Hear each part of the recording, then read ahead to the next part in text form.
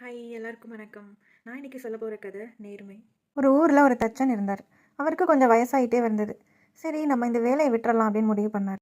அவர் முதலாளிகிட்ட போய் இந்த விஷயத்த சொன்னார்.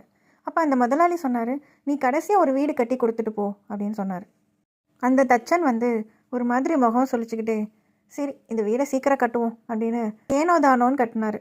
சில மட்டமான பொருட்கள்லாம் வாங்கி கூட கட்டினார்.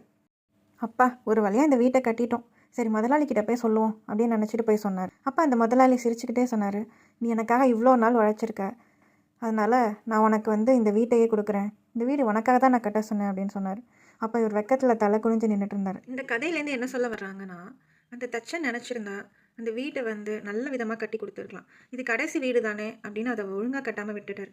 கடைசியில் அது அவருக்கே கொடுத்துட்டாங்க. இது அவர் எதிர்பார்க்கவே இல்லை. இந்த மாதிரி தான் சில விஷயங்களில் நாம் நேர்மையாக இல்லாமல் நடந்துக்கிட்டோன்னா அது நமக்கே பெரிய ஆபத்தாக முடியும்.